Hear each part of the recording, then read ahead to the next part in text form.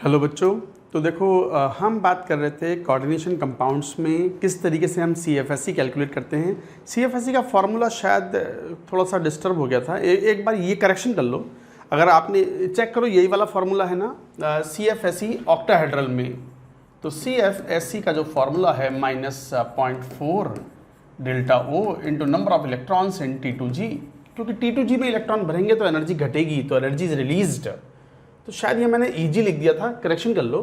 Plus 0.6 ये correction कर लो, delta O into number of electrons filled in EG orbitals plus x into P number of extra pairs. ये है formula in octahedral approach. तो octahedral approach में this is the formula that you have to apply. तो -0.4 delta O into number of electrons filled in T2G plus 0.6 delta O into number of electrons filled in EG plus X into pairing energy, right? अब बात आती है कि कुछ example लेके बात करते हैं। मैं एक टेबुलर फॉर्म में कुछ एग्जाम्पल्स ले रहा हूँ, हाइब्रिडाइजेशन कैसे बताएं कि कौन D2sp3 होगा, कौन sp3d2 होगा, और एक और टर्म हमें इस्तेमाल करना था लो spin complex and high spin complex, वो कैसे डिफाइन करें। तो लिखो, एक टेबल बना लेते हैं, एक काम करते हैं। टेबलर फॉर्म में मैं पूरी बात यहाँ बतला देता हूँ, चलती जाएगी ये टेबल। मान लो यहाँ पर कुछ कॉन्फ़िगरेशन सेंट्रल एटम का DX कॉन्फ़िगरेशन है। एग्जाम्पल्स ले लो। एग्जाम्पल्स के बाद मान लो आप टाइप ऑफ लिगेंड या nature of ligand, strong field है या वीक फील्ड है, जैसे हमने लिगेंड्स को डिफाइन किया है। टाइप ऑफ लिगेंड के बाद में जो कॉन्फ़िगरेशन है वो कैसा होगा, T2G किस टाइप से, EG किस टाइप से होगा, CFSE की वैल्यू क्या होगी, हाइब्रिडाइजेशन क्या होगा। Let us take these examples, जैसे D0, D1, D2, D3, ये तीनों केसेस एक जैसे ही बिहेव करते हैं। कैसे? अगर D0 कॉन्फ़िगरेशन है, ऑक्टाहेड्रल कॉम्प्लेक्सेस हैं, सब कुछ ऑक्टाहेड्रल के लिए है, for octahedral complexes.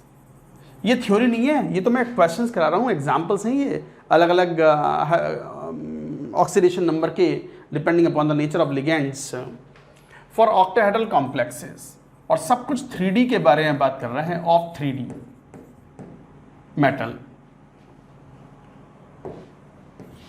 3D metal क्यों? 4D और 5D के लिए तो पढ़ लिया आपने। 4D और 5D मेटल्स के लिए लिगेंड का कोई खास प्रभाव नहीं पड़ता, कुछ भी नहीं। मतलब almost every ligand behaves as a strong field ligand, और कोशिश होती है उसकी कि इनर ऑर्बिटल कॉम्प्लेक्स बनाए, क्योंकि delta O is very high for the 4D and 5D। तो 3D के लिए है मेनली ये। जैसे 3DX बोल दो, चलो इनको, कि 3D सीरीज़ की बात कर रहे हैं हम। तो जैसे कॉन्फ़िगरेशन है EG, 3 यहाँ लिखने की ऐसी कोई ज़रूरत नहीं है, वो तो हमने लिख दिया ऊपर। जैसे D0 कॉन्फ़िगरेशन है, जैसे स्कैंडियम 3+, वेनेडियम 4+, इस टाइप से, टाइटेनियम 4+,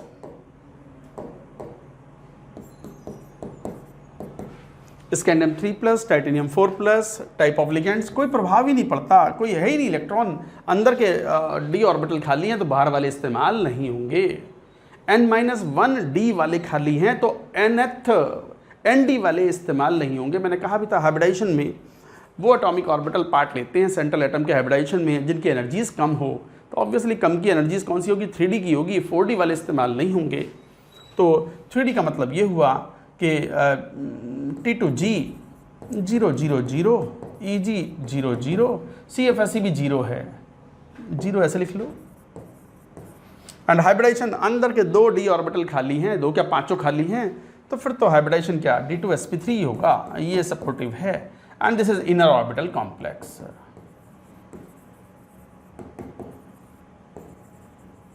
अंदर वाले D ऑर्बिटल इस्तेमाल हूँ पेनल्टीमेट शेल के, तो inner orbital complex. Outer valence shell वाले, आउटर मोस्ट शेल वाले इस्तेमाल हूँ तो आउटर ऑर्बिटल कॉम्प्लेक्स कहलाएगा। D1 कॉन्फ़िगरेशन जैसे टाइटेनियम 3+, वेनेडियम 4+। इस केसेस में लिगेंड्स का वापस से कोई प्रभाव नहीं पड़ता। क्यों? क्योंकि T2G उसकी एनर्जी कम होती है। T2G इलेक्ट्रॉन 1 0 0, Eg0 0 इस तरीके से जाएगा। और यहाँ एक ही तो इलेक्ट्रॉन गया है, तो फॉर्मूले से देखो तो कितना -0.4 डेल्टा ओ, वो T2G में गया है वो इलेक्ट्रॉन, Eg में तो है ही नहीं ना, और पेयर तो बना ही नहीं, एक्स्ट्रा पेयर्स तो कहाँ से बनेगा। एक्स्ट्रा पेयर्स में समझाया था how to calculate hybridization again D2sp3। हाँ, लेकिन पैरामैग्नेटिक कॉम्प्लेक्सेस होंगे इस टाइप के, क्यों, एक अनपेयर्ड इलेक्ट्रॉन है ना T2G में, और अंदर के 2 ऑर्बिटल अगर खाली मिल जाएं तो बस हाइब्रिडाइजेशन D2sp3 ही होगा। नाउ टाइटेनियम मान लो 2+, वेनेडियम 3+, यहाँ भी कोई रोल नहीं है T2G, 2 इलेक्ट्रॉन भरने हैं, एक एक भरोगे, कौन सा rule, Hund's rule, and Eg0 0 -0.8 delta O, and hybridization again D2sp3। Similarly D3 की बात करेंगे तो vanadium 2+, titanium, titanium vanadium, chromium 3+। नहीं, यहाँ भी यहाँ तक लिगेंड से कोई प्रभाव ही नहीं है, स्ट्रॉन्ग फील्ड लिगेंड हो या वीक फील्ड लिगेंड हो, कोई प्रभाव नहीं है। क्यों, क्योंकि 3 इलेक्ट्रॉन भरने हैं तो 1 1 1 और Eg0 0। अब 2 ऑर्बिटल अंदर वाले खाली हैं, उनमें इलेक्ट्रॉन भरेंगे तो एक तरीके से 3 इलेक्ट्रॉन T2G में गए हैं, तो 4 × 12 -1.2 डेल्टा ओ, और यहाँ भी हाइब्रिडाइजेशन D2sp3 होगा। सभी इनर ऑर्बिटल कॉम्प्लेक्स हैं, all are inner orbital complexes, right. चलो और देखते हैं D4 D5 D6 इन सब केसेस में। टेबल को आगे बढ़ाएंगे। ये फॉर्मूला जैसे मैंने कहा एक बार सही से नोट कर लेना, शायद इससे पहले कुछ मैंने 0.6 लिख दिया था यहाँ पर, एक बार देख लेना, जो भी है चेंजेस करके ये कर लेना, ठीक। नोट करो पूरी बात।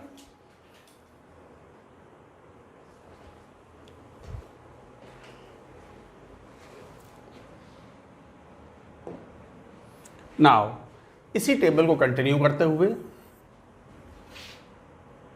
क्या था यहाँ dx, और यहाँ एग्जाम्पल्स, और यहाँ T2G या टाइप ऑफ लिगेंड्स,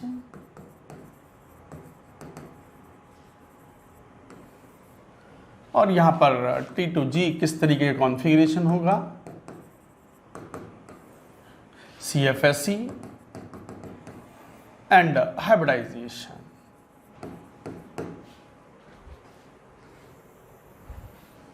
ये था हमें D4 पर आओ जरा।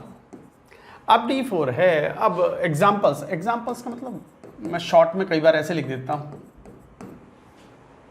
EG मतलब एग्जाम्पल्स।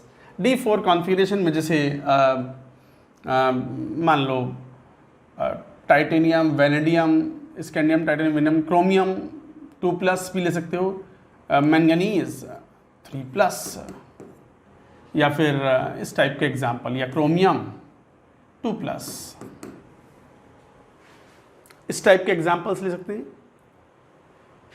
तो ऐसे केसेस में क्या होगा, टाइप ऑफ लिगेंड्स का प्रभाव पड़ेगा, वीक फील्ड लिगेंड होंगे तो फिर क्या होगा, डेल्टा ओ काफ़ी कम होगा, इलेक्ट्रॉन चौथा वाला जंप कर जाएगा Eg में, तो T2G में तो 3 जाने ही हैं, और Eg में 1 0। तो अब ध्यान से देखो, 3 इलेक्ट्रॉन T2G में गए हैं तो 0.4 इंटू 3 इलेक्ट्रॉन 4 × 12 -1.2 डेल्टा ओ, और Eg में एक गया 0.6, तो बस 0.6 ही बचा, -0.6 डेल्टा ओ। एंड हाइब्रिडाइजेशन इस बार कौन सा, अंदर वाले 2 ऑर्बिटल D वाले खाली नहीं हैं, तो फिर बाहर वाले 2 इस्तेमाल होंगे। क्यों सर, अंदर वाला 1 खाली है, बाहर वाला 1 खाली है, वैसे इस्तेमाल कर लिए DsP3D ना, ऐसा कुछ नहीं, या तो अंदर वाले दोनों लो या बाहर वाले दोनों लो, तो फिर क्या होंगे, sp3d2। So this is the hybridization, this is outer orbital complex.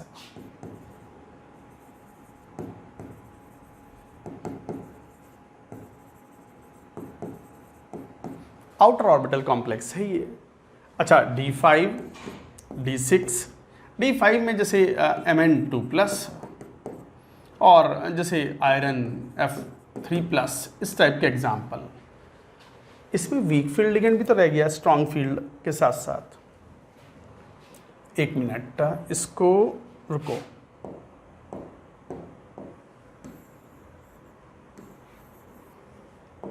हाँ, इसी में अगर स्ट्रॉन्ग फील्ड लिगेंड आ जाए तो क्या होगा, अगर स्ट्रॉन्ग फील्ड लिगेंड आ गया तो फिर क्या होगा, चौथा इलेक्ट्रॉन वहीं पेयर अप हो जाएगा अंदर, तो T2G 211 Eg 00। अब बताओ CFSE कितना हुआ? 4 इलेक्ट्रॉन T2G में भरे हैं तो 4 चौक 16 माइनस 1.6 डेल्टा O प्लस एक एक्स्ट्रा पेयर भी बन गया P। क्यों? क्योंकि 4 इलेक्ट्रॉन अगर हम स्फेरिकली सिमेट्रिक फील्ड में भरते तो कोई पेयर नहीं बनता, और अभी एक पेयर बना हुआ है तो 1 एक्स्ट्रा पेयर है वो। और हाइब्रिडाइजेशन कौन सा होगा? D2sp3। ये कहलाएगा D2sp3 इनर ऑर्बिटल कॉम्प्लेक्स।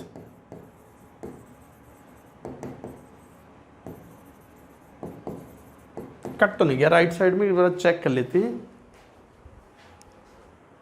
नहीं बचा हुआ है। तो ये बना इनर ऑर्बिटल कॉम्प्लेक्स। यहीं पे डिफरेंशिएशन आता है लो spin complex, high spin complex.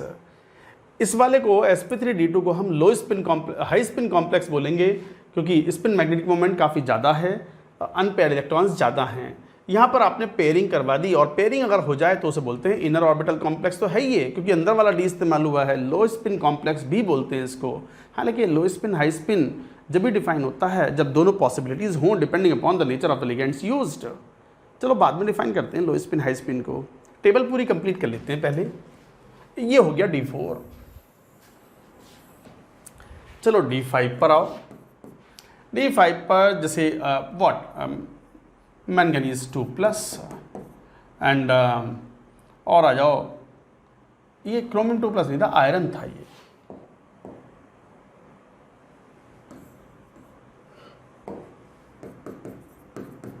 यहाँ पर आयरन 3+। मान लो इस तरह का है, तो यहाँ भी वीक फील्ड लिगेंड और स्ट्रॉन्ग फील्ड लिगेंड दोनों अलग अलग तरीके से बिहेव करेंगे। अगर वीक फील्ड लिगेंड है तो फिर डेल्टा O कम है, तो चौथा 5वां इलेक्ट्रॉन सब Eg में जाएगा, तो T2G 111 और Eg 11। इस तरीके से इलेक्ट्रॉन फिलअप हो गए, और 5 इलेक्ट्रॉन फिलअप हुए हैं। 3 4 × 12 और 6 दूनी 12, सब बिल्कुल जीरो हो गई। CFSE इज 0 एंड हाइब्रिडाइजेशन अंदर वाले खाली नहीं है, तो sp3d2 ही होगा। बट अगर स्ट्रॉन्ग फील्ड लिगेंड है तो चौथा और 5वां इलेक्ट्रॉन अंदर ही पेयर हो जाएंगे T2G के अंदर, तो T2G 221 Eg 00 और 2 2 4 और 1 5 इलेक्ट्रॉन अगर फिल करोगे तो 5 चौक 20 माइनस 2.0 डेल्टा O। और how many extra pairs? 2 extra pair बने हैं। पेयरिंग एनर्जी है, पीस पेयरिंग एनर्जी। 2 एक्स्ट्रा पेयर क्यों? 5 इलेक्ट्रॉन अगर स्फेरिकली सिमेट्रिक फील्ड में भरते डिजेनरेट ऑर्बिटल्स में तो कोई पेयर नहीं बनता, अभी 2 पेयर बने हैं, तो लाइक दिस। एंड हाइब्रिडेशन कौन सा? D2sp3। क्यों? अंदर वाले 2 D खाली हैं। ये केस हुआ D5 का। नाउ D6 में जैसे Fe2+ एंड कोबाल्ट 3+। इसमें भी वीक फील्ड लिगेंड और स्ट्रॉन्ग फील्ड लिगेंड का प्रभाव पड़ता है। वीक फील्ड लिगेंड में कॉन्फ़िगरेशन कैसा होगा? T2G 211 और Eg 11। 6 इलेक्ट्रॉन भरने तो एक पेयर तो बनना ही है, तो एक्स्ट्रा पेयर तो कुछ भी नहीं है। तो 2 और 2 4, 4 चौक 16 और 6 दूनी 12 -0.4 डेल्टा O। नहीं एक्स्ट्रा पेयर कोई नहीं है। 6 इलेक्ट्रॉन अगर 5 ऑर्बिटल भरोगे तो 5 ऑर्बिटल भरोगे, डिजेनरेट ऑर्बिटल्स में स्फेरिकली सिमेट्रिक फील्ड में सभी डिजेनरेट होते हैं, तो 6 इलेक्ट्रॉन भरोगे तो फिर एक पेयर तो बनना ही है, तो एक्स्ट्रा पेयर कोई नहीं है। ये मैं समझा चुका हूँ। तो -0.4 डेल्टा O, राइट। और अंदर का ऑर्बिटल खाली नहीं है, तो sp3d2। बट अगर स्ट्रॉन्ग फील्ड लिगेंड है तो क्या होगा?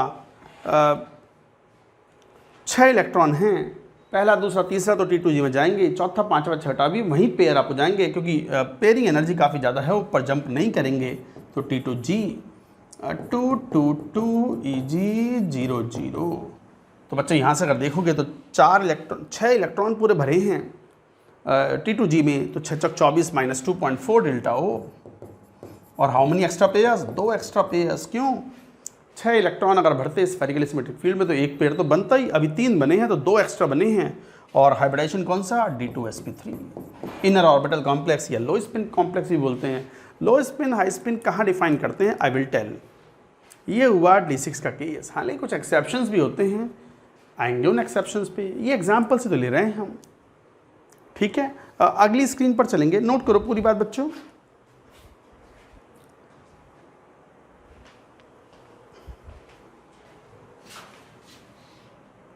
इसी टेबल को कंटिन्यू करते हुए चलो बात कर रहे हैं D7 कॉन्फ़िगरेशन की। यहाँ पर एग्जांपल्स ले लेते हैं। एग्जांपल्स में जैसे D7 कॉन्फ़िगरेशन में कौन, जैसे कोबाल्ट 2+, निकेल 3+ के कंपाउंड बनते तो नहीं है, तो कोबाल्ट 2+ कॉमन है। और यहाँ पर नेचर ऑफ लिगैंड,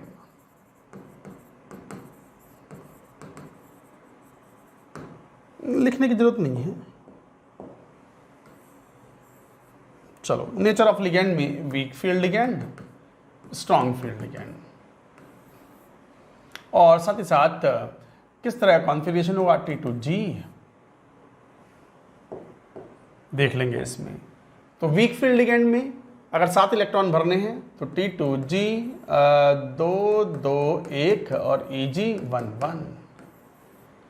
तो CFSE कितना, 2 2 5 5 चौक 20 और 6 दूनी 12, 0.8 डेल्टा O। नहीं, पेयर कोई एक्स्ट्रा पेयर बना ही नहीं। एक्स्ट्रा पेयर तो जब बनता है भाई 7 इलेक्ट्रॉन भरोगे तो 7 इलेक्ट्रॉन भरने में 2 पेयर तो बनेंगे ही, या 2 ही बने हैं तो एक्स्ट्रा कौन सा, और अंदर खाली नहीं है तो sp3d2, राइट। मगर स्ट्रॉन्ग फील्ड अगर लिगैंड यूज कर रहे हैं तो वो पेयरिंग अप कराएगा,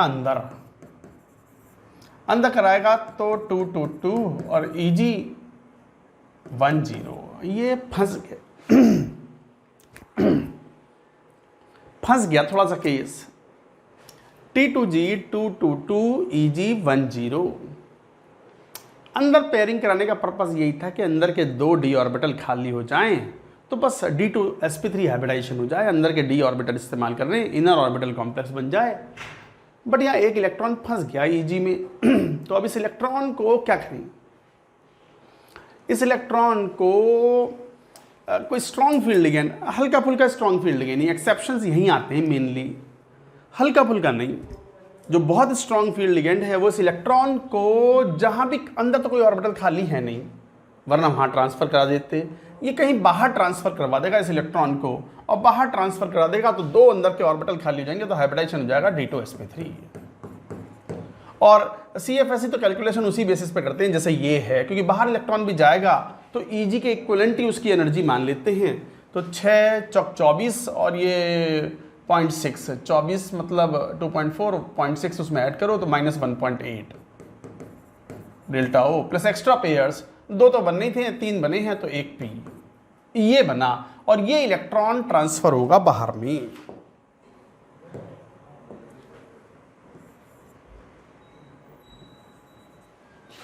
This electron of Eg is transferred outside in an outside vacant orbital. Vacant orbital by a very strong ligand field.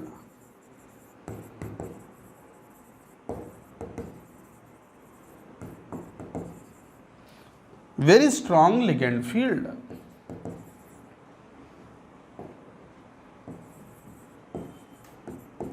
Like cyanide ion, CO, etc. आपने spectrochemical series जब देखी थी तो वहाँ देखा था कि साइनाइड आयन और CO सबसे स्ट्रॉन्ग फील्ड लिगेंड्स की कैटेगरी में आते हैं, बिल्कुल एंड में आ रहे हैं ये। तो यही कर पाएंगे, क्योंकि अब एक तो इलेक्ट्रॉन को अंदर भेजा आपने, उसके लिए भी ताकत चाहिए, चलो स्ट्रॉन्ग फील्ड लिगेंड है भेज दिया, और एक इलेक्ट्रॉन को बाहर जंप करवाना है to the higher energy orbital, तो जंप कराने की भी तो एनर्जी लगती है। तो ये काम कौन करा पाएगा, हल्का फुल्का ना करा पाएगा। स्ट्रॉन्ग फील्ड लिगेंड जहाँ वाटर खत्म होता है उसके बाद में भी हल्के फुल्के और लिगेंड आते हैं, उनके बस की बात नहीं है ये। अमोनिया नहीं करा पाता इस काम को। इस काम को करा पाएगा कौन, केवल जो बहुत ही strong, very strong field ligand होगा, और वेरी स्ट्रॉन्ग फील्ड लिगेंड जैसे साइनाइड आयन या CO वो करा पाएंगे। और यही कारण है कि अमोनिया इस काम को नहीं करा सकता। Ammonia NH3 does not transfer this electron to an outside vacant orbital.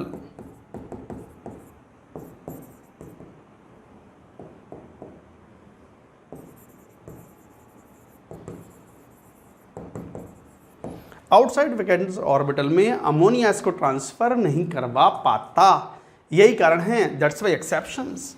तो इसी के एक्सेप्शंस मैं बाद में एक्सप्लेन कर दूंगा एक्सप्रेशन। तो एक्सेप्शंस क्या हैं, जैसे कौन, CONH3 6 2+, ये क्या है, ये एक sp3d2 है। D2 sp3 नहीं है, sp3d2 है, आउटर ऑर्बिटल कॉम्प्लेक्स है ये, outer orbital complex.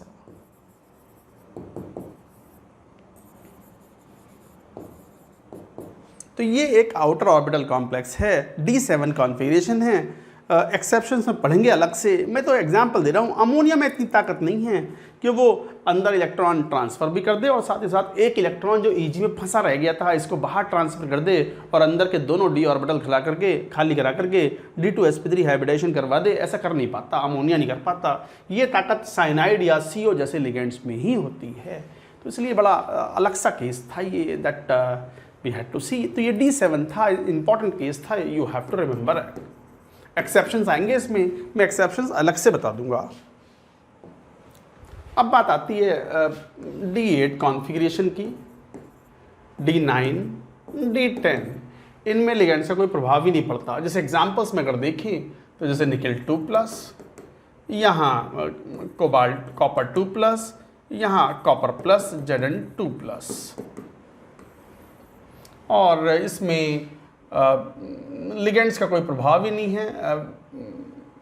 Nature of ligands,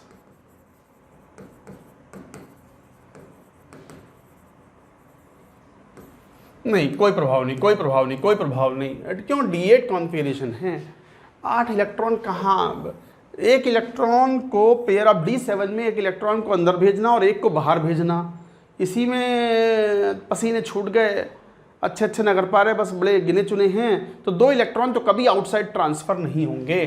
तो हमेशा कॉन्फ़िगरेशन क्या होगा, T2G, 8 है तो 2 2 2, Eg 1 1, T2G 2 2 2, Eg कोई लिगेंड का प्रभाव ही नहीं, 2 1, T2G 2 2 2, Eg 2 2। यही कॉन्फ़िगरेशन हुआ। और CFSE अगर देखें तो CFSE की वैल्यू ऊपर लिख लो,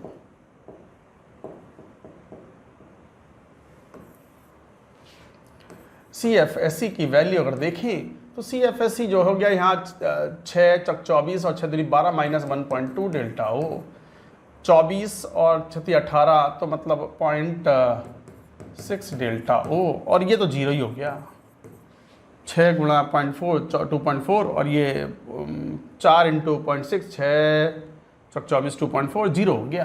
तो CFSE है ही नहीं यहाँ। अच्छा, CFSE जितनी ज़्यादा एनर्जी रिलीज होगी system will be stabilized, stability में कंट्रीब्यूट करता है ये हायर CFSE है। नेगेटिव CFSE या तो नेगेटिव होगी या जीरो होगी। नेगेटिव जितनी ज़्यादा नेगेटिव है सिस्टम को स्टेबलाइज करने में वो हेल्प करेगा। और हाइब्रिडाइजेशन तीनों ही केस में sp3d2 ऑल, ये तीनों ही केस में sp3d2 हाइब्रिडाइजेशन है। तो इस तरीके से बच्चों आप ये बात कहते हो। मैं एक काम करता हूँ, यहाँ पे 1-2 पॉइंट्स आएंगे वो लिख लेता हूँ।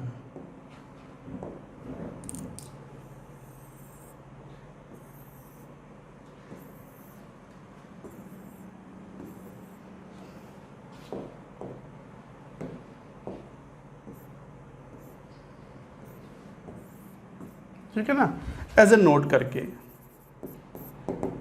क्या नोट भी अच्छे से ना लिखा मैंने, रुको।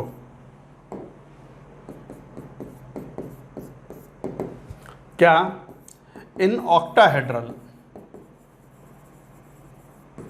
Complexes D0 to D3 always D2 sp3 inner orbital complex, D4 से D7 D2 sp3 if strong field ligand, sp3 D2 if weak field ligand।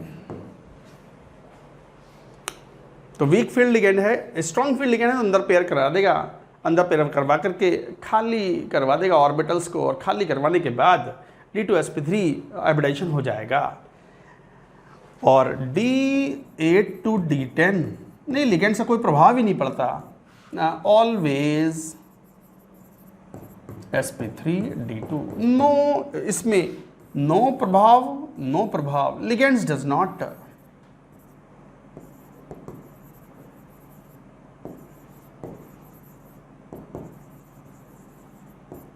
Type of ligands do not matter, ligands matter नहीं करते। D0 से D3 में हमेशा D2sp3, D8 to D10 हमेशा sp3d2, और D4 से D7 में D2sp3 if the strong field ligand, sp3d2 if the weak field ligand. दूसरा पॉइंट यही था, लो spin complex and high spin complex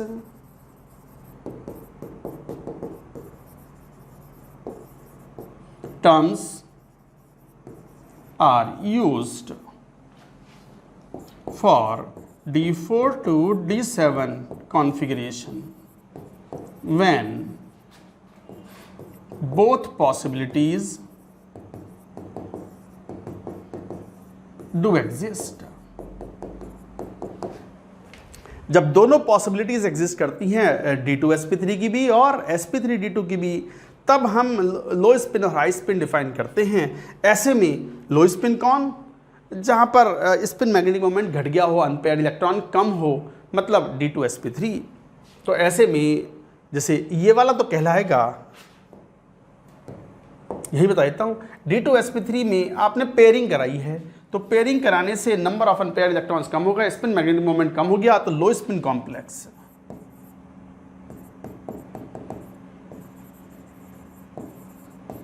और इस वाले केस में यहाँ sp3d2 कोई पेयरिंग नहीं हुई, नंबर ऑफ अनपेयर्ड इलेक्ट्रॉन्स जितने मैक्सिमम पॉसिबल हैं उतने ही हैं, तो कहलाएगा high spin complex.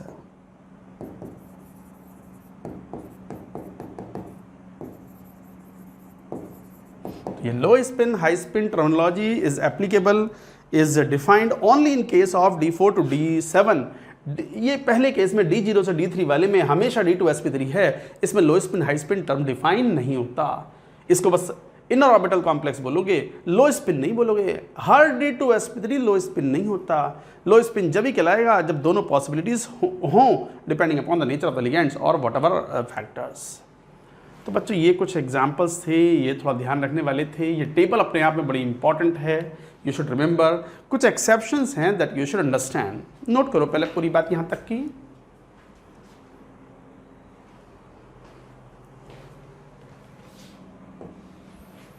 Exceptions,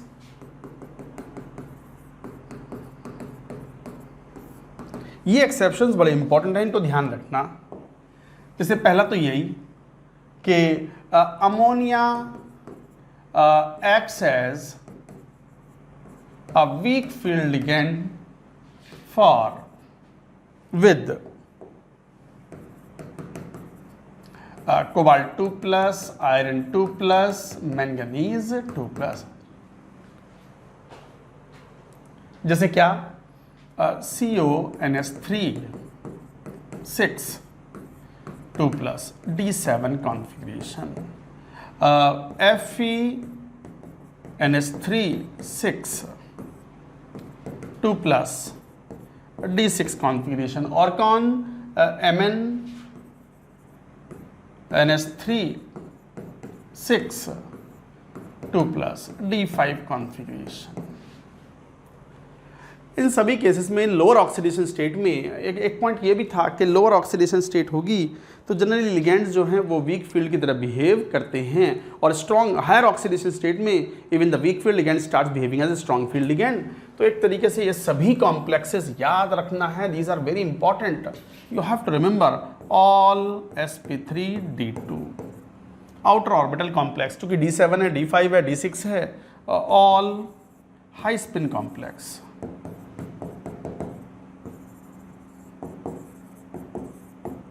Reason mainly due to low oxidation state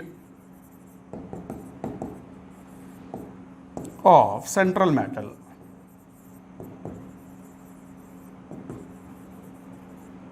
तो सेंट्रल मेटल एटम की वजह से ये लोअर ऑक्सीडेशन स्टेट में they form the low spin complex.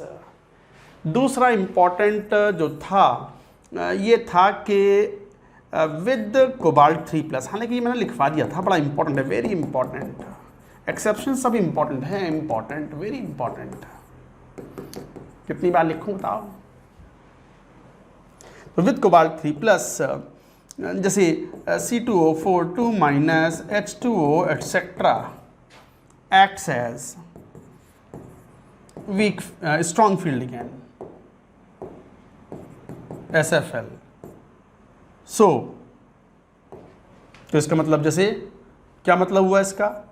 CO पहले भी बताया था, H2O 6 3+, CO C2O4 3, क्योंकि बाइडेंटेट लिगेंड है, 3-, both are D2sp3 diamagnetic complex.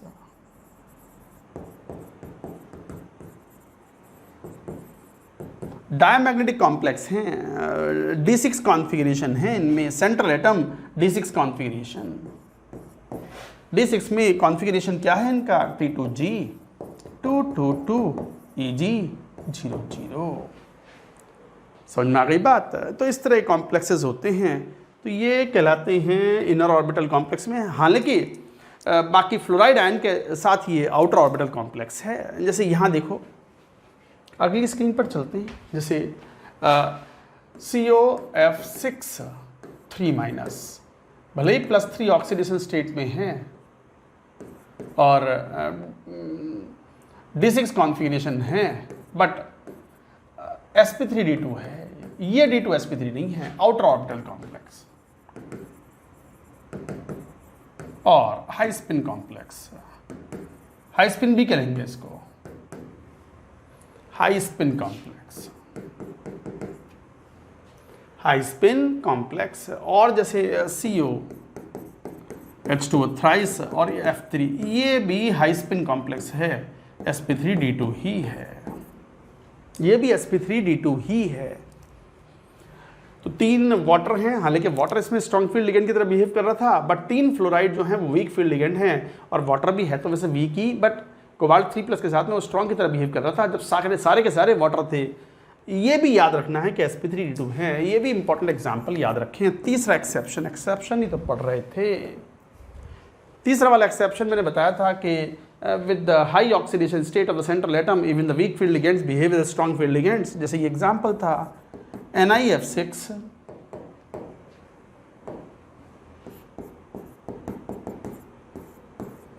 अगर +2 में है तो 4-, NiF6 +4 में है तो 2-। ये वाला जो कॉम्प्लेक्स है लो स्पिन, ये वाला जो है ये sp3d2 है, D8 कॉन्फ़िगरेशन है, इसमें लो स्पिन हाई स्पिन डिफाइन नहीं होगा। जबकि ये वाला कॉम्प्लेक्स जो है ये D6 कॉन्फ़िगरेशन, ये है मेटल 3d6, यहाँ है मेटल 3d8 तो संभव ही नहीं है कि D2sp3 हो जाए, वो तो sp3d2 ही है, ये D2sp3 कॉम्प्लेक्स है। तो एक तरीके से F- acting as a strong field ligand due to the high oxidation state of this one. तो ये भी एक्सेप्शन था, इसका लॉजिक हम समझा चुके थे जब हम बात कर रहे थे factors affecting the oxidation state. आ गई समझ में बच्चों? तो ये कुछ इंपॉर्टेंट एग्जांपल्स थे that you should remember as an exception के रूप में आपको इनको याद रखना चाहिए। ये था ऑक्टाहेड्रल कॉम्प्लेक्सेस, हो गया पूरा। अभी इसमें और बाकी है CF क्रिस्टल फील्ड थ्योरी में कोऑर्डिनेशन नंबर 4, जिसमें 2 केसेस जनरेट होते हैं, square planar complex and tetrahedral complex. Note करेंगे पूरी बात को।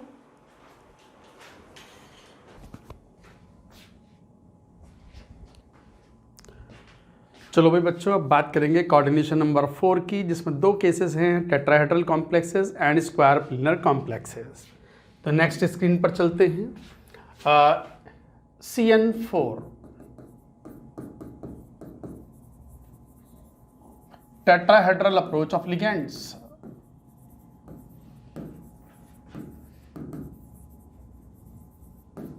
टेट्राहेड्रल अप्रोच ऑफ लिगेंड्स में थोड़ा ध्यान देना है, दो केसेस बनेंगे यहाँ पर। कोऑर्डिनेशन नंबर 4 में टेट्राहेड्रल और स्क्वायर प्लेनर। स्क्वायर प्लेनर को बाद में लेंगे, पहले टेट्राहेड्रल अप्रोच की बात करें तो जैसे आपके पास, जैसे मैंने समझाया भी था आपको कि किस तरीके से डी ऑर्बिटल्स ओरिएंटेड होते हैं इन द स्पेस। एक इमेजिनरी क्यूब लिया, उसमें क्यूब के सेंटर पर आपने सेंट्रल एटम रख लिया, उसके डी ऑर्बिटल्स हैं, 5 तरह के डी ऑर्बिटल्स हैं, dxy, dyz, dzx, जिन्हें हम T2g ऑर्बिटल्स बोलते हैं, और दूसरा है dx square, y square, dz square, जिन्हें हम EG ऑर्बिटल्स बोलते हैं। हमने ये भी कहा था कि 12 lobes of T2g are pointing towards the 12 edge centres and 6 lobes of EG। कौन कौन से? 4 लोब तो dx स्क्वायर, y स्क्वायर के, और 2 z डायरेक्शन के अलॉन्ग लोब्स हैं dz स्क्वायर के। dz स्क्वायर एक रिंग भी होती है, इन एक्सियल, वो xy प्लेन में होती है, सर्कुलर रिंग। तो एक तरीके से एक्सियल ऑर्बिटल्स हैं ये। इनके जो 6 लोब्स हैं, they are pointing towards the face centres of the cube.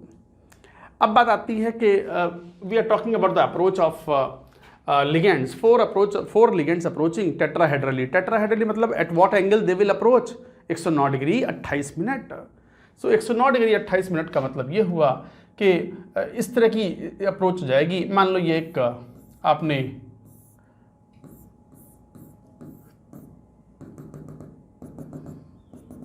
मान लो ये सेंट्रल एटम है और ये एक तरीके से ऑर्बिटल है dz स्क्वायर वाला, dx square, y square, xy, ये z एक्सिस है मान लो।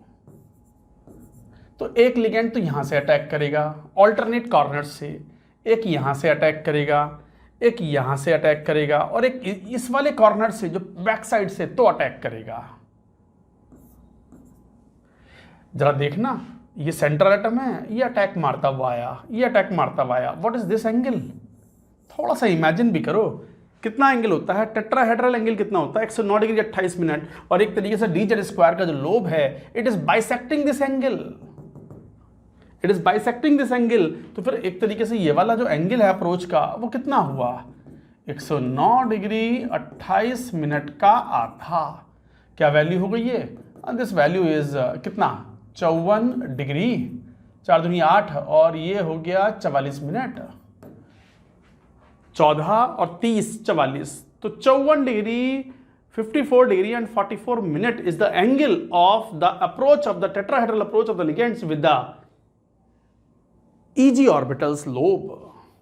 तो EG ऑर्बिटल्स लोब का एंगल ये हुआ, और आपको पता है T2G का एंगल कितना हुआ? T2G एक्सियल है, तो T2G अगर मान लो कॉर्नर के, अब जैसे ये वाला एंगल इतना हो गया, और यहाँ से इसी का 90 डिग्री, ऐसे समझो ये imaginary room, central atom is at the body centre, alternate corners ले लो। जैसे ऑल्टरनेट कॉर्नर्स, एक ये वाला कॉर्नर ले लिया, ऊपर वाला, मेरा हाथ देखो, ये वाला ये ऊपर, तो दूसरा कॉर्नर ये वाला, दोनों सेंट्रल एटम पे अटैक मार रहे हैं, लिगेंड्स बाहर से अप्रोच कर रहे हैं। तो ये एंगल कितना? ये वाला देखो, देखो ये वाला एंगल कितना? 109 डिग्री 28 मिनट, और dz स्क्वायर इसको बाइसेक्ट कर रहा है, तो एंगल कितना हुआ? 54 डिग्री एंड 44 मिनट्स। बट इसी से अगर dxy देखो, तो dxy का लोब, वो वर्टिकल कॉर्नर, ये वर्टिकल कॉर्नर, ये वाला वर्टिकल कॉर्नर, और ये वर्टिकल कॉर्नर इसकी तरफ जा रहे हैं।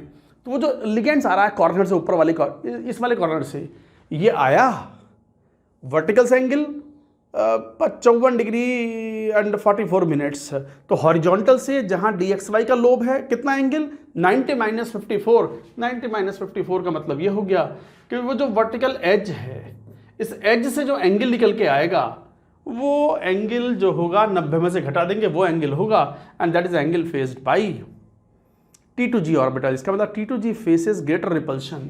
कितना? 100 डिग्री में से घटा दो, 100 क्यों, 90 डिग्री में से 54 डिग्री एंड 44 मिनट्स अगर घटाओगे तो कितना? 35 degree and 16 minute.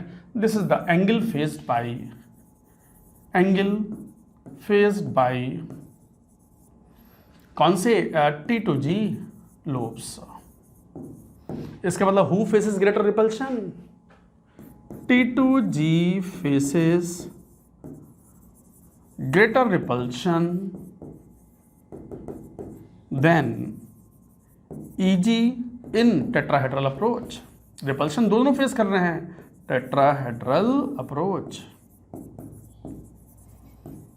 Basic geometry है that you have to understand. तो मान लो अगर ये हम EG के लोब्स हैं और ये T2G के लोब्स हैं और लिगेंड अप्रोच कर रहा है, तो EG से जो एंगल बनता है वो 54 डिग्री है, लार्जर एंगल। ये लिगेंड की अप्रोच है एंड दिस इज 100 नहीं कितना 54 degree 44 minute and this angle is what 35 degree 16 minute. ये होता है रिपल्शन।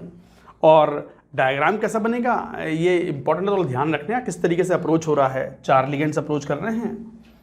अगली स्क्रीन पर देखें तो रिपल्शन कैसा होगा। ये वो 5 ऑर्बिटल्स हैं, ना कोई लिगेंड ना कोई कुछ, मजे में जी रहे हैं सेंट्रल एटम के 5 डिजेनरेट ऑर्बिटल्स।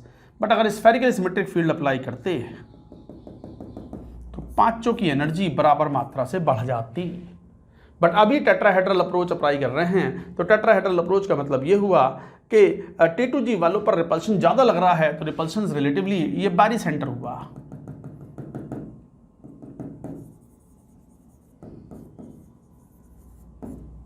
इससे ज़्यादा ये रिपल्शन हो गया यहाँ इस तरह 1 2 3 T2G के, और EG वाला जो है वो एनर्जी थोड़ी कम हो गई रिलेटिवली। EG के 2 ही हैं, तो ये मान लो overall difference energy difference is delta T। जैसे डेल्टा O यूज कर रहे थे ना हम ऑक्टाहेड्रल स्प्लिटिंग, ये है टेट्राहेड्रल स्प्लिटिंग एनर्जी, तो डेल्टा T, और ये डेल्टा T का -0.6 डेल्टा T, और ये जो बढ़ी है एनर्जी बैरी सेंटर से, barycentre means neutral centre with respect to the spherically symmetric field, तो ये 0.4 डेल्टा T। तो इस तरीके से आप ये कहते हो ये 5 ऑर्बिटल कौन से हैं, 5 degenerate d orbitals of central atom in absence of ligands। कोई ligands नहीं अप्रोच कर रहे। ये 5 डिजेनरेट d orbitals कब हैं, जब स्फेरिकली सिमेट्रिक फील्ड अप्लाई किया होता, तो नहीं किया है।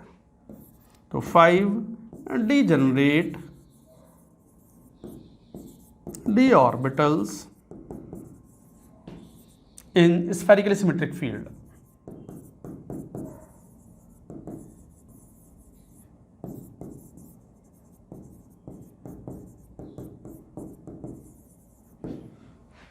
we have not applied, ये है actual splitting।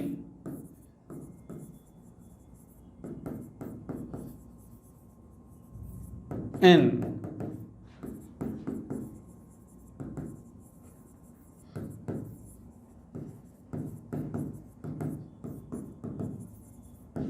Spherically symmetric field, spherical नहीं, इन टेट्राहेड्रल फील्ड।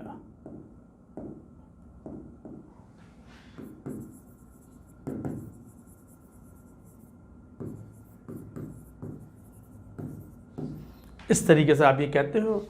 अच्छा, CFSE स्फेरिकली सिमेट्रिक फील्ड के रेस्पेक्ट में कितने इलेक्ट्रॉन भर रहे हैं उसके हिसाब से।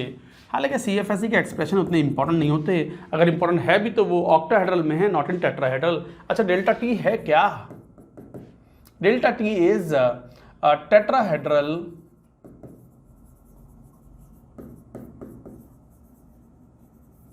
Splitting energy. ये भी hc अपॉन लैम्डा वेवलेंथ के टर्म्स में एक्सप्रेस की जाती है कि कौन सी पर्टिकुलर वेवलेंथ एब्जॉर्ब करके electron is jumping from EG to TG। EG की एनर्जी कम है इस बार T2G के मुकाबले में, तो पहला इलेक्ट्रॉन EG में जाएगा, दूसरा भी EG में जाएगा, तीसरा मोस्टली सब T2G में जाएगा, क्योंकि डेल्टा T पहले ही बहुत कम है। तो पेयरिंग एनर्जी से कम ही होता है delta T। Delta T is quite small, delta T in fact is nearly 4/9 times of delta O। Tetrahedral splitting energy is much lower, even less than half of the octahedral splitting, much lower value, less splitting। less splitting के कारण एक तरीके से कोई pairing नहीं होती और इस तरीके से कॉम्प्लेक्स बनते हैं। अच्छा, CFSE का एक्सप्रेशन भी निकाल सकते हो। CFSE किसके बराबर होगा, यहां लिख ही रहते हैं हम, ये रहा CFSE क्या, -0.6 delta T into number of electrons filled in Eg plus 0.4 delta T into number of electrons filled in T2G. CFSE is the energy that is released in the actual ligand field with respect to the spherically symmetric field due to the filling of electrons or in modified electronic configuration. तो इस तरीके से आप लिखते हो, ये बड़ा useful point है, ये याद रखना। कई बार ये पॉइंट भी आता है कि सर ये लगभग आधा क्यों होता है। आधा होने का एक रीज़न तो यही है कि ऑक्टाहेड्रल में 6 लिगेंड्स टक्कर मारते हैं, अप्रोच मारते हैं towards the central atom, repulsion create करते हैं। यहाँ 4 ही हैं, तो 4/6 का एक फैक्टर मतलब 2/3 फैक्टर तो एक ही आ गया। और दूसरा ऑक्टाहेड्रल अप्रोच में रिपल्शंस जो हैं वो रिलेटिवली थोड़े ज़्यादा होते हैं। क्यों? क्योंकि ईजी के लोब्स डायरेक्ट रिपल्शन फेस करते हैं 0 डिग्री एंगल। 0 डिग्री एंगल पर डायरेक्ट रिपल्शन आ रहा है ईजी वाले लोब्स पे, यहाँ कोई रिपल्शन डायरेक्ट नहीं है। टेट्राहेड्रल अप्रोच में जो रिपल्शंस के एंगल हैं, मैंने समझाए भी थे आपको अभी कि E G faces at 54 degree nearly, 55 degree का लो, और T2G faces at 35 degree. None of the repulsion is at 0 degree angle, तो कोई सा भी रिपल्शन बहुत इतना ज़्यादा नहीं है। तो 2/3 फैक्टर वो है, तो 2/3 मतलब 4/9 is the 4/9 of delta O is nearly equal to delta T। ये सिर्फ लॉजिकल एक्सप्लेनेशन है फॉर अंडरस्टैंडिंग कि tetrahedral splitting is much lower than octahedral splitting. तो बच्चों ये इंपॉर्टेंट पॉइंट है, हालांकि CFSE एंड ऑल दैट इतना इंपॉर्टेंट नहीं होता, but you are suppose to remember कि दिस पॉइंट की काफ़ी कम होती है। और सबसे इंपॉर्टेंट बात होती है कि कौन से फैक्टर्स हैं which support the tetrahedral complexes. Guidelines to predict the tetrahedral complexes. क्यों यूज़ क्या है इसका? यूज़ आता है आइसोमेरिज्म में। जब बच्चों से आइसोमेरिज्म पूछा जाए कौन से टाइप का आइसोमेरिज्म शो करता है ये कोऑर्डिनेशन नंबर के कंपाउंड्स, तो वहाँ बच्चों को पहले तो ये देखना पड़ेगा कि ये टेट्राहेड्रल कॉम्प्लेक्सेस है या स्क्वायर प्लेनर। जैसे टेट्राहेड्रल कॉम्प्लेक्सेस जो होते हैं वो ज्योमेट्रिकल शो नहीं कर सकते, ज्योमेट्रिकल आइसोमेरिज्म शो नहीं करते, ऑप्टिकल शो कर सकते हैं।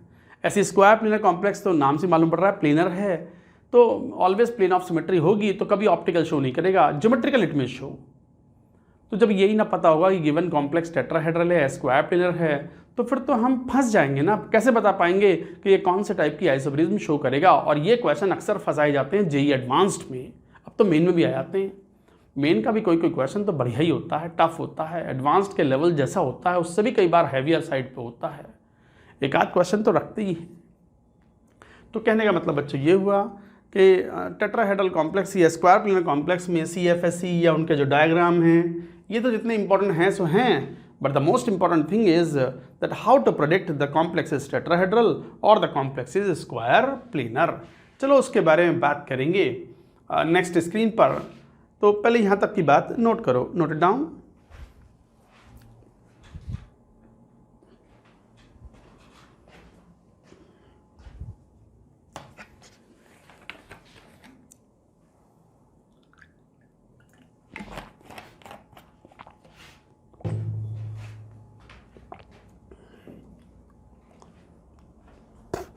हाँ, देखो guidelines to predict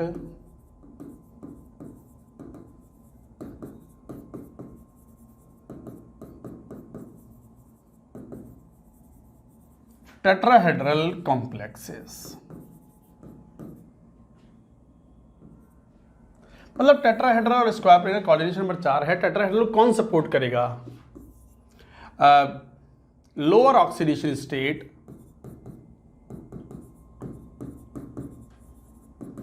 of central atom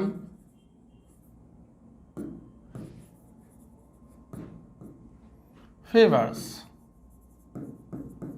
tetrahedral complex। अच्छा, लॉजिक क्या है? टेट्राहेड्रल कॉम्प्लेक्स में डेल्टा T काफ़ी कम होता है, स्प्लिटिंग काफ़ी कम होती है, और स्प्लिटिंग कम कॉज कौन करते हैं? जब central atom lower oxidation state का हो, तो lower oxidation state favours the formation of tetrahedral complex. दूसरा, bulky ligands and weak field ligands favour tetrahedral complex.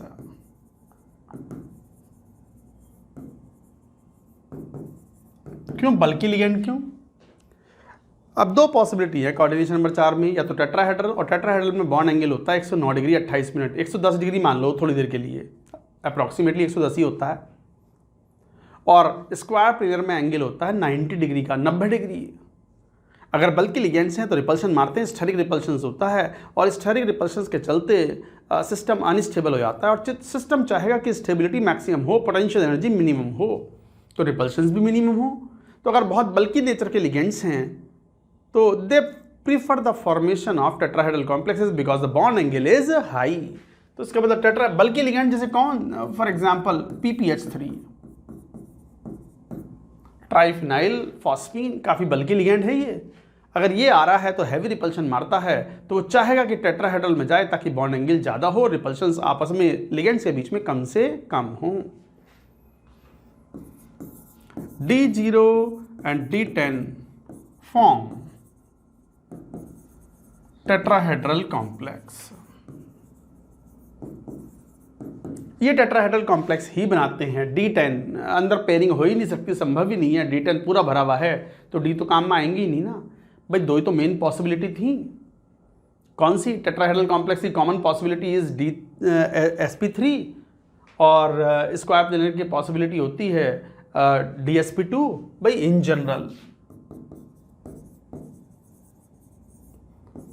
CN4 की दो कॉमन पॉसिबिलिटीज हैं, कौन सी? sp3 DsP2।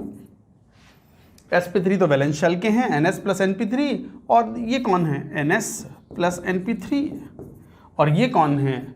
N-1 D x² y² plus NS plus NPX plus NPY।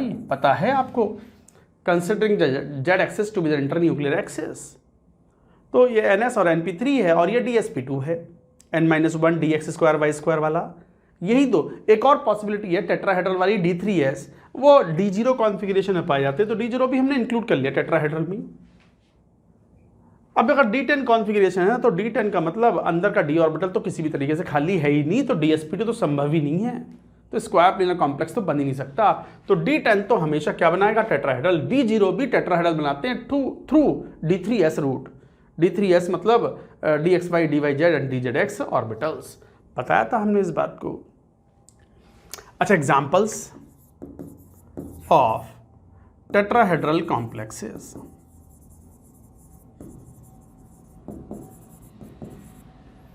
जैसे ऑक्साइडो ligands में they form tetrahedral complexes, जैसे MnO4 minus, CrO4 2 minus, जैसे TiCl4, जैसे VO4 3 minus, FeO4 2 minus. इस तरह के सभी टेट्राहेड्रल हैं। क्यों टेट्राहेड्रल? भले ही ऑक्सीडेशन स्टेट काफ़ी हाई है, बट याद भी रखना है कि ऑक्साइडो लिगेंड्स के साथ में they form tetrahedral complexes with oxido ligands. याद रखना है। और ये सभी के सभी D3S हैं, ऑल D3S, सभी D3S हैं तो टेट्राहेड्रल ही ना, पहचानने में तो काम आएंगे ही ये। साथ ही साथ वीक फील्ड लिगेंड्स के साथ में या बल्कि लिगेंड्स के साथ में, जैसे कौन? जैसे एग्जांपल देखो तो NiCl4 2 माइनस, या फिर जैसे Cu Py4 प्लस, जैसे Zn NH3 4 2 प्लस। इस टाइप के कॉम्प्लेक्स और एग्जांपल्स हैं वी कैन राइट, जो कि टेट्राहेड्रल कॉम्प्लेक्सेस को रिप्रेजेंट करते हैं। और एग्जांपल जैसे MnCl4 minus, week field ligands के साथ 2 माइनस आएगा, हाँ, प्लस 2 में है ना ये, हाँ बिल्कुल। और जैसे एग्जांपल NiCl2 PPH3 ट्वाइस, इस टाइप के कॉम्प्लेक्सेस। और भी जैसे NiCO4, याद भी कर लेना, ये इंपॉर्टेंट कॉम्प्लेक्सेस हैं सब। और ये जैसे ZnCl4 2 minus, all tetrahedral complexes, ये सभी एग्जांपल्स हैं टेट्राहेड्रल कॉम्प्लेक्सेस के। और भी जैसे CuCN,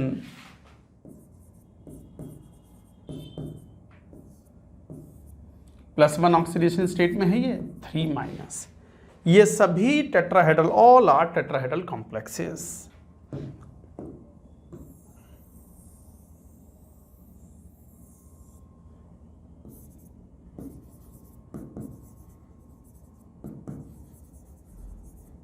ऑल टेट्राहेड्रल कॉम्प्लेक्सेस। तो बच्चों सभी कॉम्प्लेक्सेस टेट्राहेड्रल हैं। अच्छा, जैसे यही देखो जिंक वाला +2 ऑक्सीडेशन स्टेट में D10 है, और D10 हमें हमेशा क्या बताया था, टेट्राहेड्रल।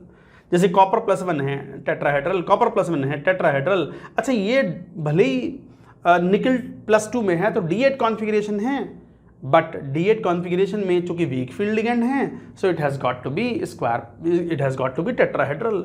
NiCl2 PPS3 ट्वाइस, जैसे ये है PPS3 एक बल्कि लिगेंड है, बल्कि लिगेंड की प्रेजेंस में this is a tetrahedral complex. Tetrahedral में ही दो ट्राइफिनाइल फॉस्फीन ग्रुप आपस में कंफर्टेबली रह सकते हैं। स्क्वायर प्लेनर में जाएंगे तो 90 डिग्री का एंगल होगा, हैवी रिपल्शन मारेंगे, टक्कर मारेंगे एक दूसरे को, जिसकी वजह से पोटेंशियल एनर्जी बढ़ेगी, system will become unstable. All tetrahedral complexes. तो ये कुछ गाइडलाइंस थी, you should remember. Lower oxidation state of the central atom favours tetrahedral complex. क्यों? क्योंकि lower CFSE delta O is small, delta O नहीं, delta T।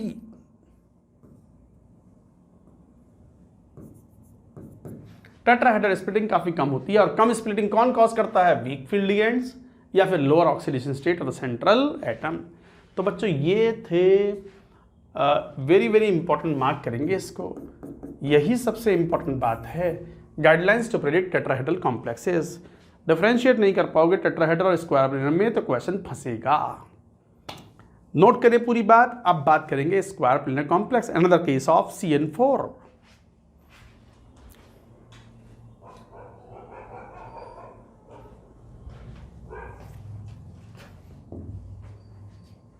ना heading लिखो, CN4 में स्क्वायर प्लेनर कॉम्प्लेक्स।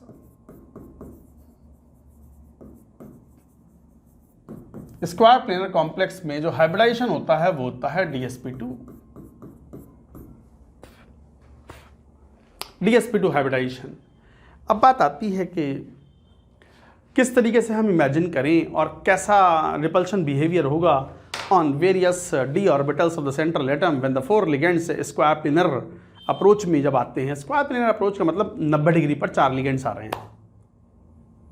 90 डिग्री पर 4 लिगेंड्स आ रहे हैं, इसको इमेजिन करना है। तो देखो एक तरीका तो ये हुआ इमेजिन करने का। एक मिनट जरा, AC ठंड लग रही है यार।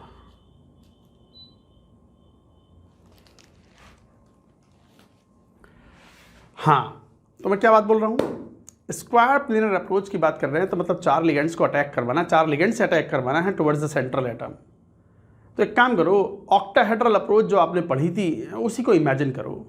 वही एक इमेजिनरी क्यूब, उसके सेंटर पे सेंट्रल एटम, उसके d ऑर्बिटल्स में जो T2G है उसके 12 लोब्स जो हैं they are pointing towards the edge centres, and 6 lobes of the T2EG, 6 lobes of EG are pointing towards the face centers। और 6 लिगेंड्स ऑक्टाहेड्रल में अप्रोच मार रहे थे। कहाँ से? बाहर से अटैक मार रहे थे, चारों दीवारों की तरफ से, ऊपर छत की तरफ से और नीचे फर्श की तरफ से बाहर से अटैक मार रहे थे सेंट्रल एटम को। और आपने देखा था कि EG के लोब्स डायरेक्ट 0 डिग्री एंगल पर रिपल्शन फेस कर रहे थे, और T2G के जो लोब्स हैं they were facing repulsion at 45 degree accordingly.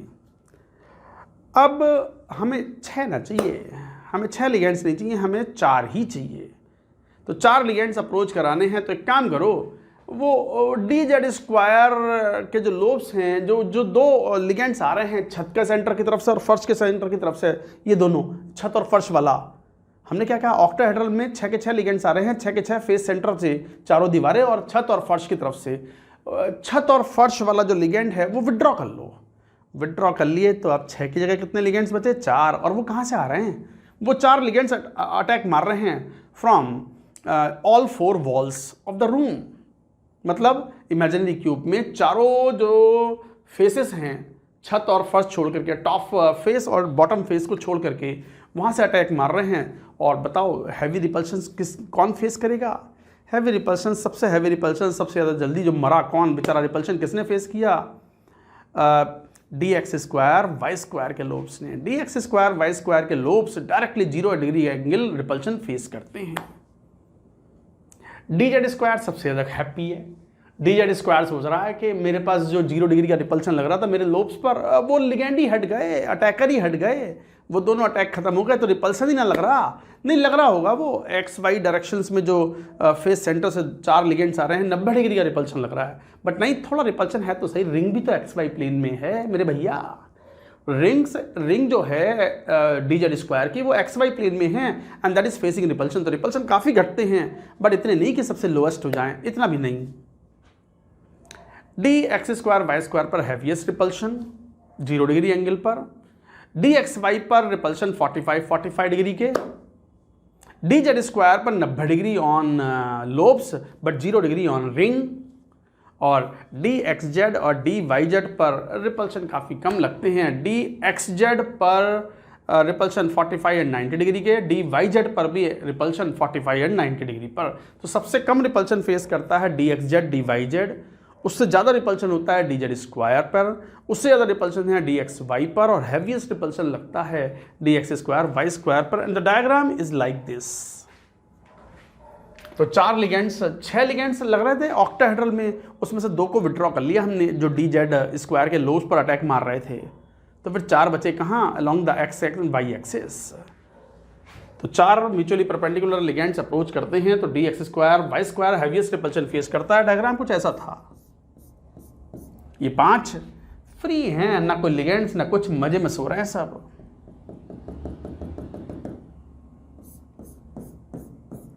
ये जब स्फेरिकली सिमेट्रिक फील्ड अप्लाई करते करा ना हमने।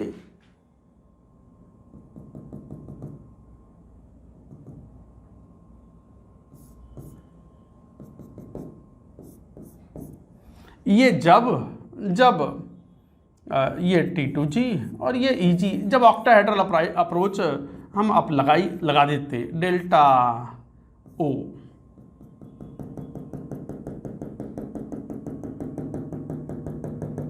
बट ये भी अप्लाई नहीं किया हमने तो क्या डी जेड स्क्वायर पर लगने वाले जो छत और फर्श वाला जो 2 लिगेंड से विड्रॉ कर लिए थे।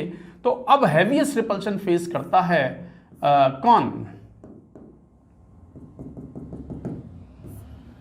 D x square Y square. उससे कम रिपल्शन फेस करता है कौन?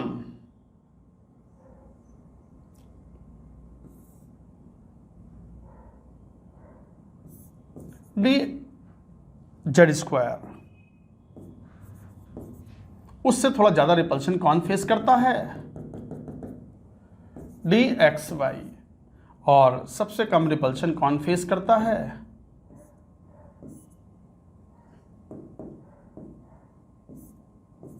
D x z d y z. ये है डायग्राम। अच्छा, इससे सब ऊपर ही हैं, ऐसा नहीं कि उससे भी नीचे पहुंच जाए। अरे नहीं, ये 5 ऑर्बिटल कब? जब कोई लिगेंड से अप्रोच नहीं कर रहा है। ये 5 कब? स्फेरिकली सिमेट्रिक फील्ड अप्लाई करते थे। ये 5 स्प्लिटिंग कब? ऑक्टाहेड्रल अप्रोच में। ये है actual approach, actual splitting.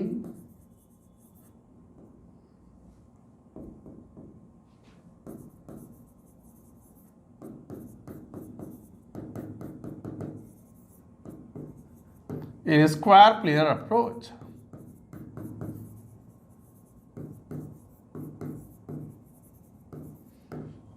Actual splitting in a square planar approach of ligands. तो अकॉर्डिंगली अगर मान लो इसको डेल्टा 1 बोल दिया, ये स्प्लिटिंग डेल्टा 2 है, ये डेल्टा 3 है, नॉट टू द स्केल। तो फिर delta s p square planar is equal to delta 1 plus delta 2 plus delta 3 which is nearly 1.3 times of delta O. Square planar approach की जो स्प्लिटिंग है वो बहुत हैवी होती है, इसलिए स्ट्रॉन्ग फील्ड लिगेंड जनरली इसको फेवर करते हैं, या फिर स्पेशल केस में ही स्क्वायर प्लेनर स्प्लिटिंग होती है। और CFSE का एक्सप्रेशन बहुत ही कॉम्प्लेक्स है, विड नॉट राइट हियर। तो इस तरीके से है, dxz dyz की एनर्जी लोएस्ट होती है, उससे ज़्यादा dz स्क्वायर की। कई बार ऐसा लगता है सर dz स्क्वायर तो सबसे लो होना चाहिए, सबसे लो। नई डी एक्स वाई की रिंग भी तो है जो एक्स वाई प्लेन में रिपल्शन फेस कर रही है 0 डिग्री एंगल पर, इस कारण से ये डी जेड स्क्वायर सबसे लो नहीं हो पाता। D x Y next higher और D x square Y square तो सबसे ऊपर बैठा, और वो भी बड़ी हैवी एनर्जी पर। D x square Y square में इलेक्ट्रॉन फिलअप हो रहे हैं, इसका मतलब बहुत ज़्यादा हैवी एनर्जी हो जाएगी सिस्टम की। तो एक तरीके से square splitting, square planar splitting is even 30% greater than the octahedral splitting. तो इस तरीके से आप ये कहते हो, ये अप्रोच थी, actual approach, splitting in square planar approach. अब यहीं पे बात आती है कि मैंने ये चलो डायग्राम भी बता दिया, स्प्लिटिंग को समझा भी दिया स्क्वायर प्लेनर अप्रोच में। अब बात आती है कि सर ये कैसे पहचाने कि कौन स्क्वायर प्लेनर है, कौन टेट्राहेड्रल है। टेट्राहेड्रल की गाइडलाइंस तो मैंने बता दी, स्क्वायर प्लेनर की गाइडलाइंस और सीख लो, और दोनों गाइडलाइंस अगर सीख ली तो फिर आपको कभी कोई दिक्कत नहीं आएगी इन प्रिडिक्टिंग कि कौन टेट्राहेड्रल हुआ और कौन स्क्वायर प्लेनर हुआ। और फिर आइसोमेरिज्म में जो ये दिक्कत आती है बच्चों को, वो नहीं आएगी। इसलिए जहाँ मैं लिखता हूँ प्रिडिक्शन ऑफ टेट्राहेड्रल या स्क्वायर प्लेनर कॉम्प्लेक्सेस, ये सबसे इंपॉर्टेंट चीज़ें हैं। इसी के बेसिस पर आप क्वेश्चन सॉल्व कर पाओगे of isomerism in coordination number 4। तो बच्चों ये बात एक बार बना लो पहले। ये एनर्जी लेवल डायग्राम है।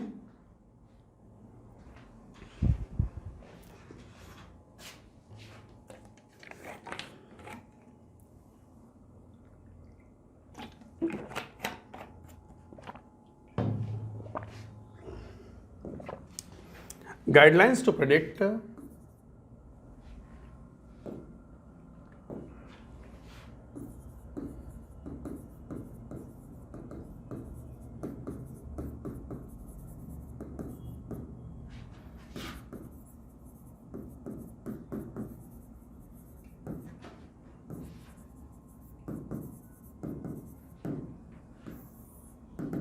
Guidelines to predict square planar complexes, यही सबसे इंपॉर्टेंट है, वेरी इंपॉर्टेंट। क्या एक तो स्ट्रॉन्ग फील्ड लिगेंड फेवर करते हैं formation, mainly D8 configuration and some cases of D7 and D9 configuration form square planar complex with strong field ligand। क्योंकि splitting बहुत ज़्यादा करवानी है तो स्ट्रॉन्ग फील्ड लिगेंड चाहिए ही चाहिए 3D वाली मेटल्स के साथ में।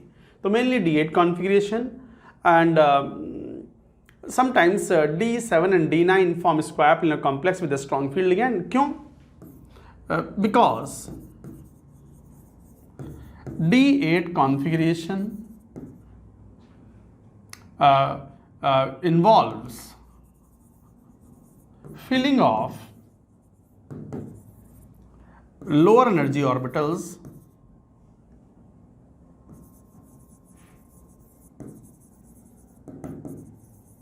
कौन से DXZ, DYZ, DZ square and DXY, lower energy orbitals, and hence CFSC released is high। इसलिए CFSC released is very very high, और CFSC जितने ज़्यादा रिलीज होगी सिस्टम की बची हुई एनर्जी उतनी कम होगी and system will be more and more stable. तो high CFSC released stabilises the system, one of the factor to stabilise the system, not the complete, not the overall factor, but one of the factors। तो एक mainly D8 configuration, sometimes D7 and D9 also form square planar complex. तो ये कहते ही हमारे बहुत सारे doubt तो clear हो गए। D0, D1, D2, D3, D4, D5, D6 तक टेट्राहेड्रल, D10 टेट्राहेड्रल, बस D8, D7 एंड D9 ये 3 केसेस ऐसे हैं जहां पर स्क्वायर प्लेनर आपको सोचना भी है, वरना तो आपको टेट्राहेड्रल में ही भेजना है। तो mainly D8 configuration tetrahedral square planar complex बना सकते हैं विद स्ट्रॉन्ग फील्ड लिगेंड। अब यहीं पे बात आती है, इसी में जैसे 3D8 कॉन्फ़िगरेशन है, 3D का है square planar with strong field ligand, जैसे कौन, NiCN4 2-, और कौन, जैसे NiEN ट्वाइस 2+, स्क्वायर प्लेनर है ये। दूसरा, अगर 4D8 और 5D8 है, 4D8 और 5D8 मतलब whatever be the ligands always square planar, DsP2 whatever be the ligand,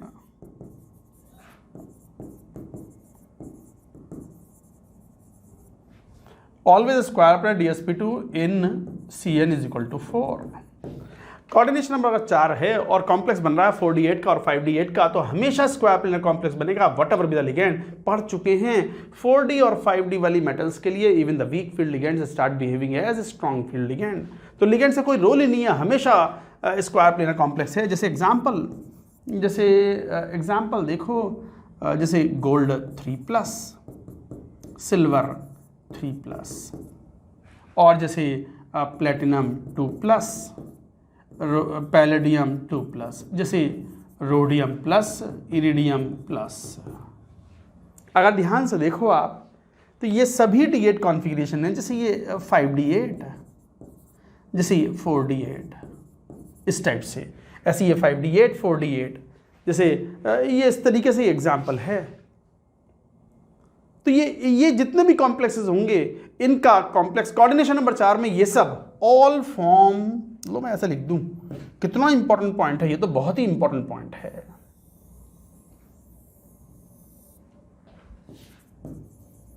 all form square planar complex in CN4। अगर कोऑर्डिनेशन नंबर 4 में जा रहा है तो 4D और 5D8 अगर कॉन्फ़िगरेशन है, सोचना ही नहीं है, लिगेंड पर कोई प्रभाव नहीं पड़ता, and this will always be the square planar complex. Let us take few examples के साथ में इन चीज़ों को लेते हैं। जैसे ये कुछ एग्जांपल्स हैं, ये एग्जांपल भी याद रखना, क्वेश्चन तो इसी से सॉल्व होंगे। जैसे कौन, जैसे NiCN4, वो तो बता ही दिया मैंने, निकिल वाले 3D8 में। जैसे मान लो PtCl4 2-, और जैसे RHCl PpH3, कितना ही बल्कि हो, नियम तो नियम है जो सिखा दिया, ये कहलाता है Wilkinson catalyst.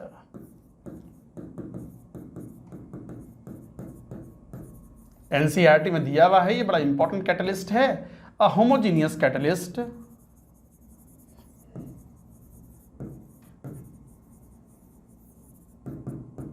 For hydrogenation reaction.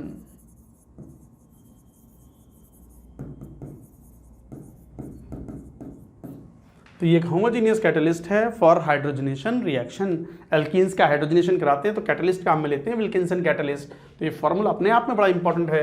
Rhodium +1 में है और कॉन्फ़िगरेशन D8 हो गया इसका। तो ये सब एग्जांपल्स हैं, और एग्जांपल्स जैसे AgF4, फ्लोराइड तो सर वीक फील्ड लिगेंड है। अरे वीक का फर्क नहीं पड़ता यहाँ, सिल्वर 4D8 है तो ये स्क्वायर प्लेनर कॉम्प्लेक्स ही बनाएगा। और जैसे PtNS3 या PtEN ट्वाइस +2+, ये सब एग्जाम्पल। और जैसे मान लो, बाकी तो हमने निकल के बता ही दिए थे, NiCN4 2-, Ni मान लो EN ट्वाइस प्लस, एक और NiDMG ट्वाइस, बड़ा फेमस कॉम्प्लेक्स होता है। सभी के सभी ये क्या हैं, स्क्वायर प्लेनर कॉम्प्लेक्सेस।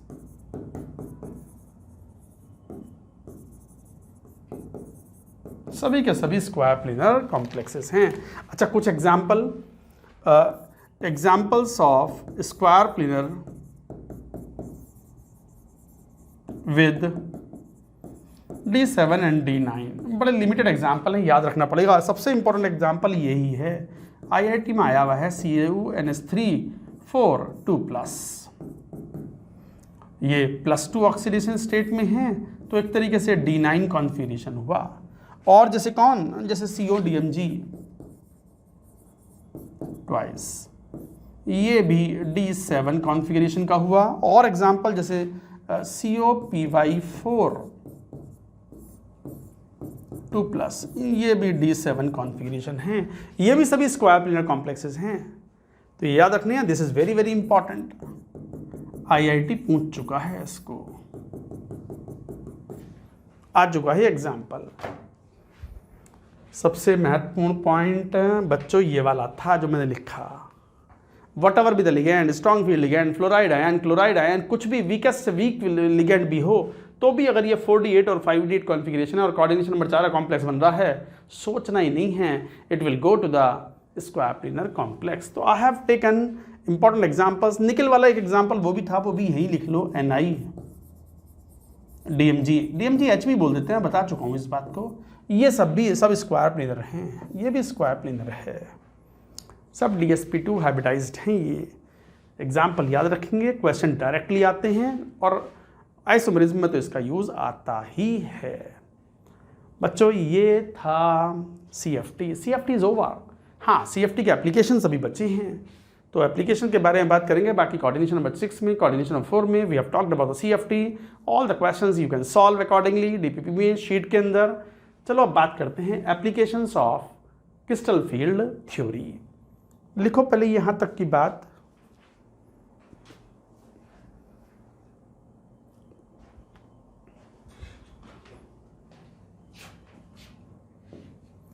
हेडिंग लिखें applications of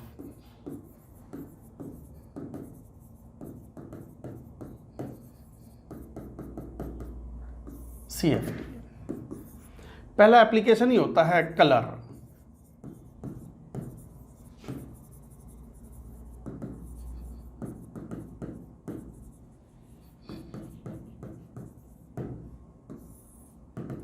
colour of coordination compounds.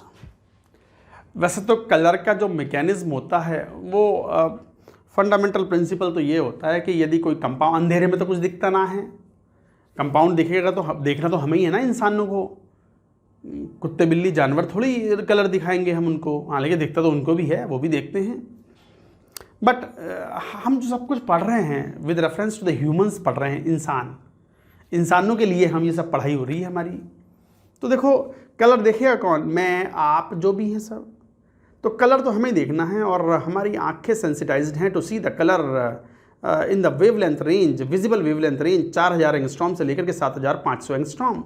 और आप तो जानते हो कि जब किसी कंपाउंड पर कोई वाइट लाइट गिरती है, वाइट लाइट की रेंज है ये 4000 से लेकर के 7500, 4000 टू 7500 एंगस्ट्रॉम। कई बार कोई बुक्स 7000 एंगस्ट्रॉम भी बोल देती है, but most of the books follow 4000 to 7500 angstrom. ये विजिबल रेंज कहलाती है लाइट की। तो ये अगर इनमें से ये लाइट पड़ती है किसी कंपाउंड पर, and if it absorbs one of the wavelength out of this, any of the wavelength out of this, then the compound is found to be coloured. ये है फंडामेंटल प्रिंसिपल। तो इसका मतलब any compound which absorbs any of the wavelength of the visible range 4000 से 7500, then it is found to be coloured. तो points wise लिखें, इफ a compound absorbs any wavelength of visible range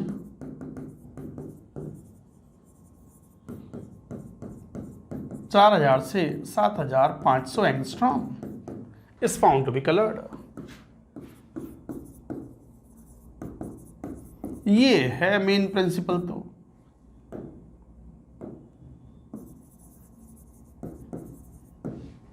but generally पाया जाता है, in general, ये कोई rule नहीं है कि कंपाउंड जिनके अंदर कोई अनपेयर्ड इलेक्ट्रॉन नहीं होता they are found to be colourless, और जो जिनके अंदर एक या एक से ज़्यादा अनपेयर्ड इलेक्ट्रॉन होते हैं they are found to be coloured. ये भी एक पॉइंट है, हालांकि इसका कोई बेसिस नहीं है, कोई हाथ पाँव नहीं है, कोई सर पाँव नहीं है, इस बात का कोई लॉजिक नहीं है, बट ऐसा पाया गया है कि जो डायमैग्नेटिक कंपाउंड्स होते हैं they are found to be colourless. In general it is found that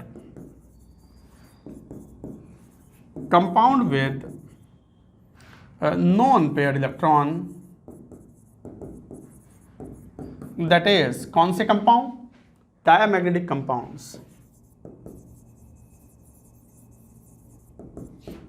in general है ये, इन जनरल को ध्यान रखना, ये कोई रूल नहीं है।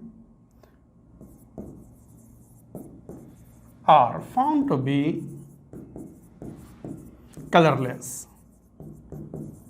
हम उन्हें कलरलेस, वाइट को भी हम कलरलेस ही मान लेते हैं, तो फाउंड टू बी वाइट और कलरलेस। पैरामैग्नेटिक कंपाउंड्स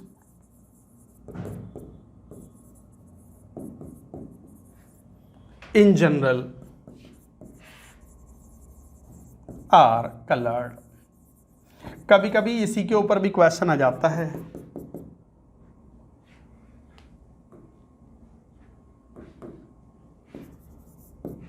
कभी कभी इसी पॉइंट पे आ जाता है क्वेश्चन। क्वेश्चन कहेगा कि बताओ which of the following is white in colour. 4 compound दिए होंगे ऑप्शंस में ABCD करके, और उनमें से एक ऐसा होगा जिसमें कोई अनपेयर्ड इलेक्ट्रॉन नहीं होगा, डायमैग्नेटिक होगा। बोल दोगे वो सही, यही है कलरलेस, सही होगा।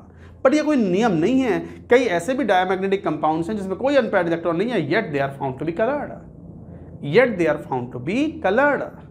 तो ये कोई नियम नहीं है, but it is general observation based. General observation होती है, उसके बेसिस पे भी कभी कभी क्वेश्चन आते हैं, तो आपको इसी बेसिस पे आपको आंसर बतलाना है।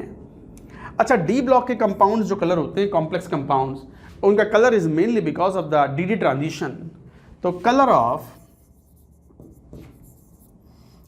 D block compounds is mainly due to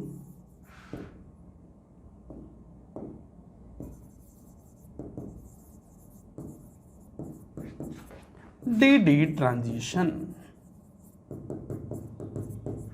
D transition की वजह से कलर होता है, वो कैसे जरा देखें एक बार।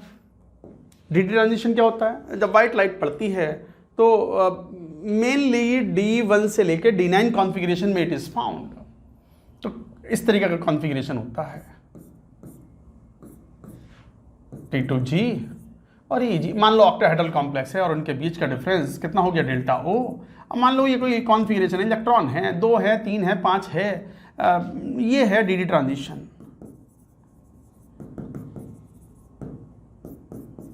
For D1 to D9 configuration.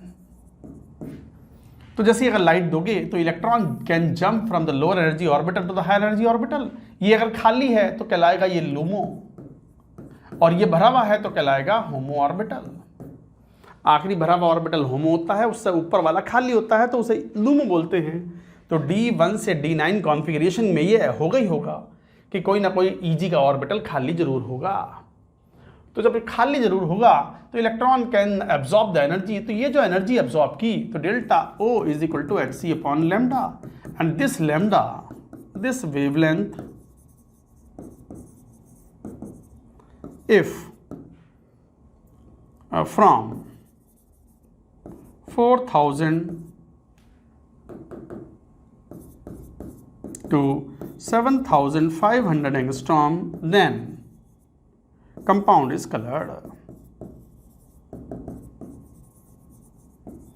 ये बात तो हमने कही भी कि कोई भी कंपाउंड कलर्ड आ रहा है तो इसका मतलब ये है कि it has absorbed one of the wavelengths in the range 4000 से लेकर के 7500 एंगस्ट्रॉम। तो जैसे ये वेवलेंथ एब्जॉर्ब करेगा तो electron will jump from the T2G to EG, accordingly compound is found to be colored। तो whenever delta O is equal to hc upon lambda, where lambda is in the range 4000 to 7500, then only the compound is found to be colored। So this is the reason for the color of the D block compounds, that is called DD transition, and this is found to be applicable for D1 to D9 configuration। Sir D0 क्यों नहीं? अरे D0 में है ही नहीं electron, जाएगा कौन? D10 है तो सारे भरे हुए हैं, जाएगा कहाँ? तो भैया D1 से लेकर के D9 तक के लिए दिस इज एप्लीकेबल। हालांकि कुछ कंपाउंड्स ऐसे होते हैं जहाँ पर D0 कॉन्फ़िगरेशन होता है या D10 कॉन्फ़िगरेशन होता है, तो उन केसेस में colour is due to the charge transfer spectra. With D0 and D10 configuration, colour is due to charge transfer spectra और electron transfer spectra.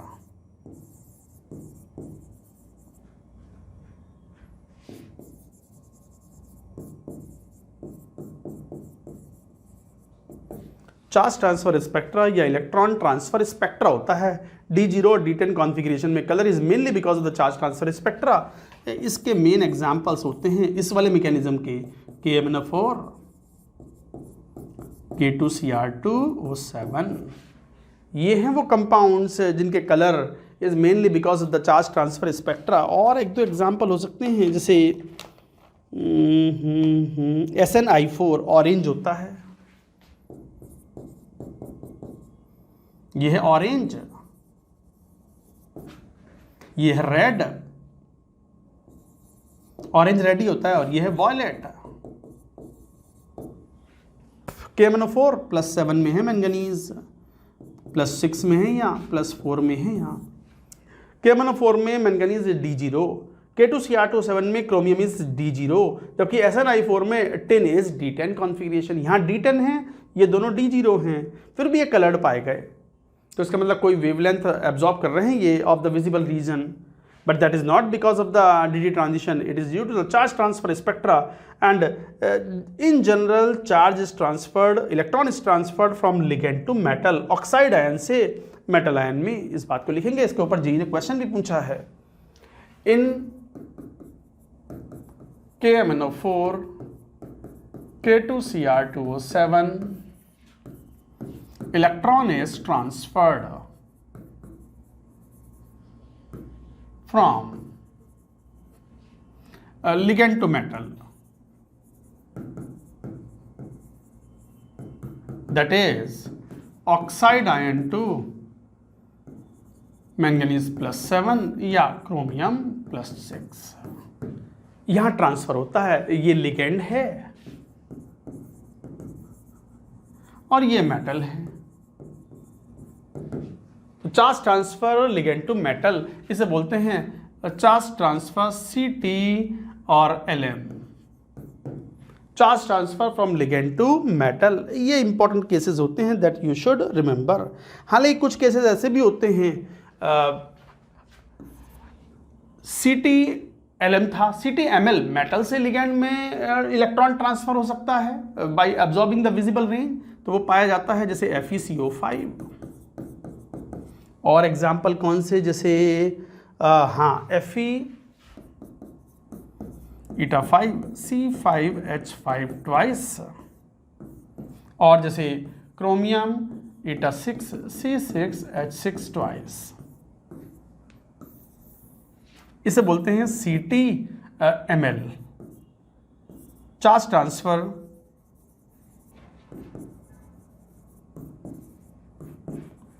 From metal to ligand.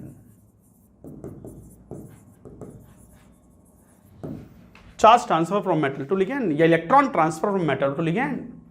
तो यहां पर मैंगनीज जो है उसका इलेक्ट्रॉन मैंगनीज के orbitals में transfer नहीं होता, ऑक्सीजन का एक इलेक्ट्रॉन ट्रांसफर हो जाता है मैंगनीज में after absorbing the visible range, and because of that colour is observed. चूंकि electron is transferred from oxygen to manganese, ligand to metal, यहाँ मेटल से लिगेंड के अंदर इलेक्ट्रॉन ट्रांसफर होता है, तो metal to ligand CTML CTLM। आ गई बात समझ में? तो ये था mechanism of the colour change. I hope you have understood the concept. तो बच्चों ये था application of, main important application of CFT। CFT के एक दो एप्लीकेशंस और भी हैं that we shall talk in the next lecture. That's it for now.